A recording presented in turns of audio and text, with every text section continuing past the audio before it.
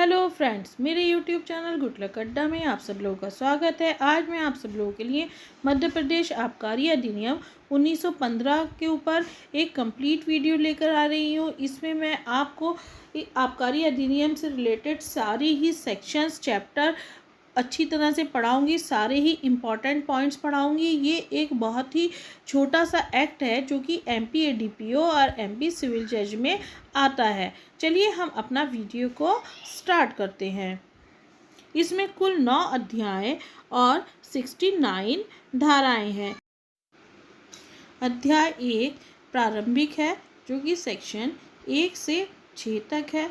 अध्याय 2 का नाम है स्थापना और नियंत्रण, ये सेक्शन 7 से 7A तक है।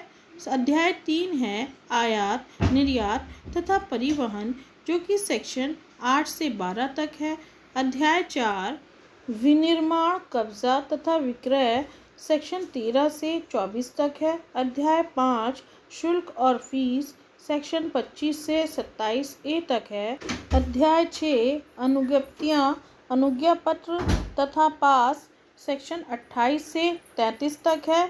अध्याय 7 अपराध और शास्ति सेक्शन 34 से 49 तक है।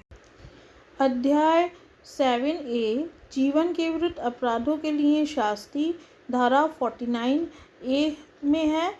अध्याय 8 अपराधों का पता चलाना अन्वेषण तथा विचारण धारा 50 से 61A तक है। अध्याय 8A अनुसूचित क्षेत्रों के लिए विशेष उपबंध धारा 61B से 61F तक है। अध्याय 9 प्रकीर्ण धारा 62 से 69 तक है। अब हम सभी चैप्टर्स के याद रखने योग्य बिंदु देखेंगे। सबसे पहले चैप्टर 1 की बात हम करते हैं। ये चैप्टर है स्थापना और नियंत्रण धारा 1 से 6 तक। तो इसके अकॉर्डिंग मध्य प्रदेश आबकारी अधिनियम 1915 का विस्तार संपूर्ण मध्य प्रदेश पर है। नेक्स्ट पॉइंट है विप्रकृत से अभिप्रेत है मानवीय उपयोग के लिए ऐसी रीति से अनुपयुक्त बना देना जो इस संबंध में राज्य सरकार द्वारा विहित की जाए। इस पॉइंट के अकॉर्डिंग राज्य सरकार ने जिस रूप में उपयोग करने के लिए उस वस्तु को लिखा है उसके अलावा उसको कुछ इस तरह से एडल्ट्रेशन कर दिया जाए, कुछ उसमें ऐसी मिलावट कर दी जाए जो कि मानवीय उपयोग के लिए हानिकारक हो जाए, तो वो विप्रकृत के अंतर्गत आएगा। ये सारे ही पॉइंट जो हैं वो चैप्टर 1 के अंतर्गत बताए गए हैं, जिनको मैं आपको शॉर्ट में बता रही हूँ। फ्रेंड्स, अगर आप लोग मेरे चैनल गुड लक अड्डा पे नए हैं और अभी तक आपने मेरे चैनल को सब्सक्राइब नहीं किया है तो सब्सक्राइब कर दीजिए। सब्सक्राइब करना इसका एकदम फ्री है। इसी तरह की लेटेस्ट वीडियो के अपडेट आपको मिलते रहेंगे। आप बेल आइकन जरूर दबा दें। चैप्टर 1 में जो नेक्स्ट इम्पॉर्टेंट पॉइंट है वो है आबकारी ऑफिसर से अभिप्रेत है एक कलेक्टर या कोई भी ऑफिसर या अन्य व्यक्ति जो धारा 7 के अधीन नियुक्त किया गया हो या शक्तियों से विनिहित किया गया हो। इसका अर्थ है कि आबकारी ऑफिसर भी वो सारे ही व्यक्ति आएंगे जिनको कि धारा 7 के अंतर्गत शक्तियां दी गई हैं या जिनसे वो शक्तियां जो कि धारा 7 के अंतर्गत हैं वापस ले ली गई हैं। सारे ही व्यक्ति जो हैं वो आबकारी ऑफिसर के अंतर्गत माने जाएंगे इस एक्ट के लिए। अब चैप्टर 1 का नेक्स्ट पॉइंट आता है कि राज्य सरकार किसी मदिरा को देशी या विदेशी घोषित कर सकती है। ये पावर राज्य सरकार ने अपने पास रखी है कि वो किस मदिरा को देशी मदिरा घोषित करे और किस को विदेशी मदिरा घोषित करे। बेसिकली फ्रेंड्स, चैप्टर 1 में परिभाषा खंड है। अब हम चैप्टर 1 के नेक्स्ट पॉइंट की तरफ चलते हैं। तो ये बताता है कि बियर के अंतर्गत क्या आता है। तो बियर के अंतर्गत आता है LS स्टाउट और पोर्टर या समस्त अन्य किण्वित मदिराएं जो सामान्यतः माल्ट से बनी हुई हैं। यानी कि वो सारी किण्वित मदिराएं या फर्मेंटेड मदिराएं, फर्मेंटेड चीज़ें, शराब जो कि माल्ट से बनी है वो सारी की सारी बियर के अंतर्गत आती हैं। फ्रेंड्स, मैं आपको जिन पॉइंट्स को बता रही हूँ इनको बहुत ही ध्यान से सुनिए और पढ़िए, क्योंकि यहीं से क्वेश्चन बनेंगे। क्वेश्चन आ सकता है कि बियर के अंतर्गत क्या आता है, या बियर किस पदार्थ से बनी हुई चीज़ बियर कहलाती है। इस तरह के क्वेश्चंस पूछे जाते रहे हैं। अब हम नेक्स्ट पॉइंट की तरफ बढ़ते हैं। चैप्टर 1 में बताया गया है कि मादक औषधि से क्या अभिप्रेत है। तो मादक औषधि से अभिप्रेत है नंबर 1, भांग के पौधे की पत्तियां, छोटे डंठल और फलने फूलने वाले सिरे। यानी कि जो भांग के पौधे की पत्तियां हैं या डंडियां हैं या कलियां हैं या फूल हैं, ये सारे की सारे जो हैं वो मादक औषधि के अंतर्गत आते हैं। पॉइंट नंबर 2 है कि मादक औषधियों का कोई मिश्रण जो निष्प्रभाव सामग्रियों सहित हो या रहित हो, या उससे तैयार किया गया कोई पेय है, यानी कि कोई पीने लायक पदार्थ है, पेय पदार्थ है, तो वो भी मादक औषधि के अंतर्गत आएगा। और पॉइंट नंबर 3 है कि इसके अलावा कोई भी अन्य मादक या स्वापक वस्तु जिसे राज्य सरकार अधिसूचना द्वारा मादक औषधि घोषित करे, तो वो भी मादक औषधि के अंतर्गत आएगी। परंतु जो narcotics drugs and psychotropic substance act 1985 में यथा प्रतिभाषित स्वापक औषधि ना हो। फ्रेंड्स, इस परंतु का अर्थ है कि अगर कोई पदार्थ narcotics and drugs psychotropic substance act 1985 में स्वापक औषधि घोषित कर दिया गया है, तो उसको राज्य सरकार भी मादक औषधि घोषित नहीं कर सकती, क्योंकि narcotics drugs and psychotropic substance act 1985 central government का एक्ट है। उसकी पावर्स राज्य सरकार से ज़्यादा है। इसलिए अगर वहाँ कोई चीज़ स्वापक औषधि घोषित कर दी गई है तो उसे फिर राज्य सरकार मादक औषधि नहीं घोषित कर पाएगी। अब हम बात करेंगे अध्याय 2 की। अध्याय 2 है स्थापना और नियंत्रण, जो कि धारा 7 से 7A तक है। फ्रेंड्स, मेरा इस अध्याय को शुरू करने से पहले आपसे रिक्वेस्ट है कि अगर आप लोग मेरे चैनल गुड लक अड्डा पे नए हैं और आपने अभी तक इसको सब्सक्राइब नहीं किया है, तो इसको सब्सक्राइब कर दें, बेल आइकन दबा दें, जिससे कि मेरी हर एक लेटेस्ट वीडियो का अपडेट आप लोगों को मिलता रहे। साथ ही आप मेरी प्लेलिस्ट में और भी वीडियोस देख सकते हैं। चैप्टर 2 में ये बताया गया है कि राज्य सरकार आबकारी आयुक्त की नियुक्ति कर सकेगी। यानी कि आबकारी आयुक्त की नियुक्ति करने की पावर किसके पास है? तो ये पावर है राज्य सरकार के पास। इस तरह का क्वेश्चन इस सेक्शन से बनेगा। ये सेक्शन 7 से है। अध्याय 2 के नेक्स्ट पॉइंट की तरफ आगे बढ़ते हैं। राज्य सरकार अधिसूचना द्वारा आबकारी राजस्व की अभिकथित या संदिग्ध अपवंचन के किसी मामले के उल्लंघन का अन्वेषण करने के लिए उड़न दस्ते की स्थापना कर सकेगी। इसको हम कैसे समझेंगे कि राज्य सरकार के पास ये पावर है कि वो अधिसूचना निकाले कि उसने किसी उड़न दस्ते की या फ्लाइंग स्क्वाड की स्थापना कर दी है। किस लिए कर दी है? क्योंकि आबकारी राजस्व जो है वो संदिग्ध है, उसको अदा नहीं किया गया है, और अदा नहीं किया गया है, उसका उल्लंघन हुआ है। तो उसके उल्लंघन का अन्वेषण करने के लिए कि वाकई में आबकारी राजस्व अदा नहीं किया गया है, बकाया है कि नहीं है, इसका अन्वेषण करने के लिए उड़न दस्ते की स्थापना कर सकेगी। अब हम अध्याय 3 की तरफ बढ़ते हैं। अध्याय 3 का क्या नाम है? अध्याय 3 का नाम है आयात, निर्यात तथा परिवहन। ये धारा 8 से 12 तक है। फ्रेंड्स, अगर आप सारे चैप्टर्स के नाम और कौन सा चैप्टर किस धारा से किस धारा तक है ये लर्न कर लेते हैं, तो बहुत सारे क्वेश्चंस अगर आपको नहीं भी आ रहे होते हैं तो आप उनको एक सही अंदाज लगा के टिक कर सकते हैं, जिससे कि आप एक सही उत्तर दे पाएंगे। चलिए अब हम अध्याय 3 का फर्स्ट पॉइंट देख लेते हैं। अध्याय 3 में बताया गया है कि राज्य सरकार की मंजूरी के बिना किसी भी मादक द्रव्य का आयात, निर्यात या परिवहन नहीं किया जा सकेगा। यानी कि किसी मादक द्रव्य के आयात, निर्यात या परिवहन के लिए जो नियम है वो कौन बनाएगी? वो राज्य सरकार बनाएगी। किसकी परमिशन से मादक द्रव्य का आयात, निर्यात या परिवहन होगा? तो राज्य सरकार की मंजूरी से होगा। उसकी मंजूरी के बिना कोई अथॉरिटी नहीं है जिससे कि किसी मादक द्रव्य का आयात, निर्यात या परिवहन किया जा सके।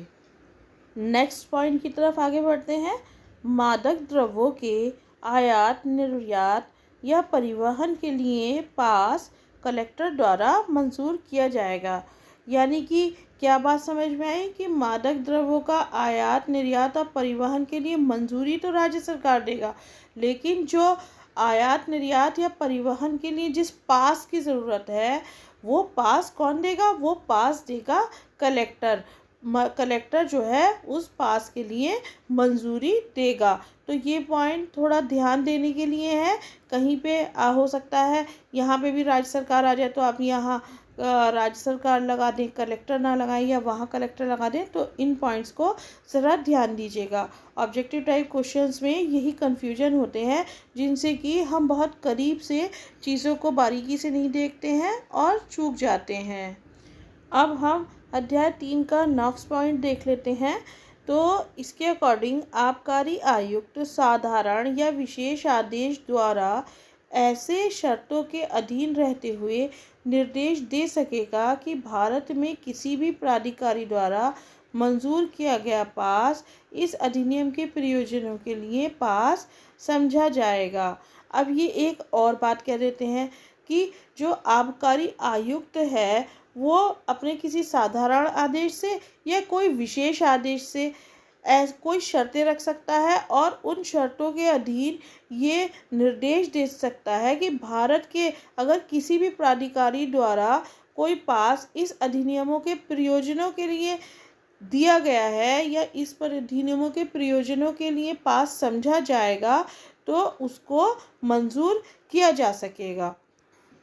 अब हम इन्हीं बातों को पिछली 2 चीज़ों से मिलाकर देख सकते हैं।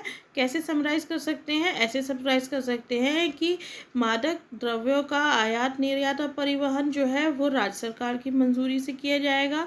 नंबर 1 बात। नंबर 2 बात कि जो पास है वो मंजूर करने को देने की अथॉरिटी किसके पास है? वो कलेक्टर के पास है। अब ये तीसरी बात आ जाती है कि आबकारी आयुक्त चाहे तो कुछ शर्तें लगा के साधारण आदेश से या विशेष आदेश से ये कह सकता है कि अगर भारत के किसी भी प्राधिकारी द्वारा कोई पास मंजूर किया गया है और इस अधिनियमों के प्रयोजनों के लिए है तो उसको मंजूर कर लिया जाएगा। ओके, अब हम अध्याय 4 की तरफ बढ़ते हैं। अध्याय 4 में क्या है? अध्याय 4 है विनिर्माण, कब्जा तथा विक्रय, जो कि धारा 13 से 24 तक है। फ्रेंड्स, चलिए नेक्स्ट चैप्टर स्टार्ट करने से पहले मेरी फिर से रिक्वेस्ट है कि आप लोगों ने चैनल अगर सब्सक्राइब नहीं किया है तो सब्सक्राइब कर दें, लाइक करें, कमेंट करें, बेल आइकन दबा दें, जिससे कि मुझे और हौसला हिम्मत मिले, मैं आप लोगों के लिए और अच्छी वीडियोस ला सकूं। चलिए अध्याय 4 का फर्स्ट पॉइंट देख लेते हैं। तो अध्याय 4 के अनुसार राज्य सरकार इस सूचना द्वारा किसी भी मादक द्रव्य के कब्जे के लिए मात्रा की सीमा विहित कर सकती है। अर्थात राज्य सरकार किसी भी मादक द्रव्य के लिए एक निश्चित मात्रा तय कर सकती है कि इससे अधिक अगर होगा तो वह रखना गैर कानूनी है। अर्थात मादक द्रव्य के लिए कि वह कितनी मात्रा में रखा जा सकता है कानूनी तरीके से, ये सीमा कौन निर्धारित करेगा? तो ये सीमा राज्य सरकार के द्वारा निर्धारित करी जाएगी। नेक्स्ट पॉइंट की तरफ आगे बढ़ते हैं। जिला मजिस्ट्रेट अनुज्ञप्तिधारी से लिखित सूचना द्वारा अपेक्षा कर सकेगा। कौन अपेक्षा कर सकेगा? जिला मजिस्ट्रेट कर सकेगा। किससे कर सकेगा? जिसके पास अनुज्ञप्ति है, लाइसेंस है कि कोई भी ऐसी दुकान जिसमें किसी भी मादक द्रव्य का विक्रय किया जाता है, ऐसे समय पर या ऐसी कालावधि के लिए जिसे वह लोग शांति के परिरक्षण के लिए आवश्यक समझें, बंद कर दी जाएगी।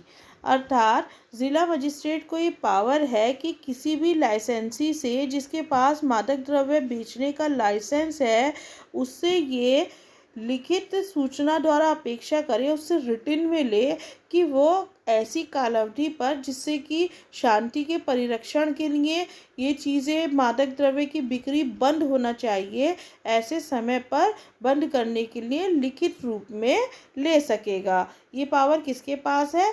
ये ज़िला मजिस्ट्रेट के पास है। वो यानी कि लिखित में लेकर और उतने समय के लिए उस दुकान को बंद करा सकता है।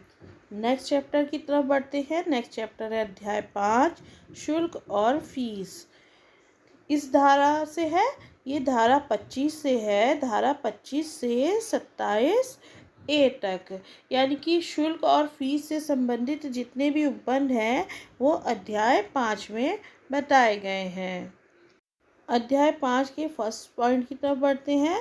तो इसके अनुसार राज्य सरकार इस अध्याय के अधीन उद्ग्रहणीय किसी शुल्क तथा धारा 18 के अधीन किसी पट्टे का मंजूरी के प्रतिस्वरूप किसी राशि के संदाय को प्रतिग्रहित कर सकेगी।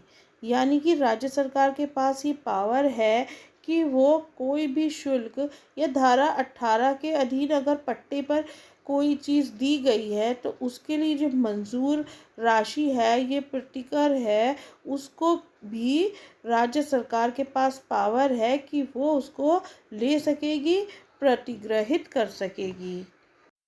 उम्मीद है फ्रेंड्स कि आप लोगों को मेरा इस तरह से पढ़ाना अच्छा लग रहा होगा। अच्छा लग रहा हो तो इसे लाइक, शेयर और कमेंट करें।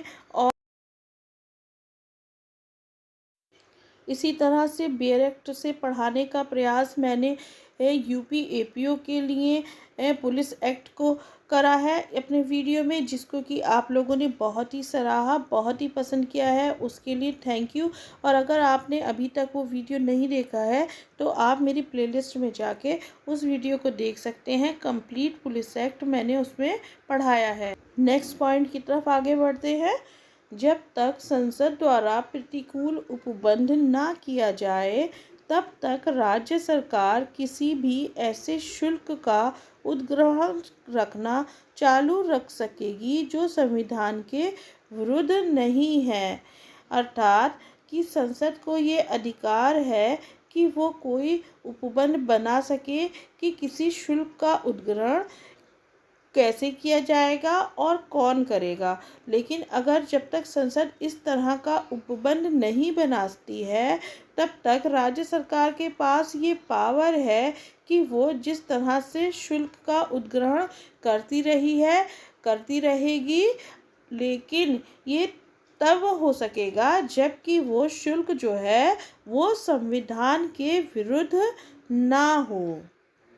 अर्थात संविधानिक अगर शुल्क है, संवैधानिक तरीके से लिया जाता है, संविधान में उसको लेने से मनाही नहीं है, तो राज्य सरकार उसको जिस तरह से लेती आई है उद्ग्रहित करती रहेगी, भले ही संसद ने उसके प्रतिकूल या अनुकूल कोई उपबंध ना बनाया हो। इस तरह से फ्रेंड हमने चैप्टर 5 भी कंप्लीट कर लिया है। बाकी के बचे हुए chapter 6, chapter 7, chapter 7A, chapter 8, chapter 8A और 9 के लिए मैं नेक्स्ट वीडियो लेकर आऊँगी, क्योंकि ये वीडियो बहुत ज़्यादा लंबा हो जाएगा और लंबे वीडियोस अच्छे नहीं रहते हैं। अगर आप लोग वाकई में चाहते हैं कि मैं अपना नेक्स्ट वीडियो लेकर आऊँ तो मुझे कमेंट बॉक्स में बताइएगा और इसके साथ ही साथ मेरे वीडियो को लाइक और शेयर कीजिएगा, तो मैं बहुत जल्दी ही अपना नेक्स्ट वीडियो आबकारी मध्य प्रदेश आबकारी अधिनियम पर लेकर आऊँगी। और फिर से रिक्वेस्ट है कि मेरे चैनल गुड लक अड्डा पे नए हैं तो सब्सक्राइब किए बगैर मत जाइएगा, बेल आइकन दबा दीजिएगा, लाइक शेयर और कमेंट ज़रूर कीजिएगा। Thank you for watching. Bye bye friends.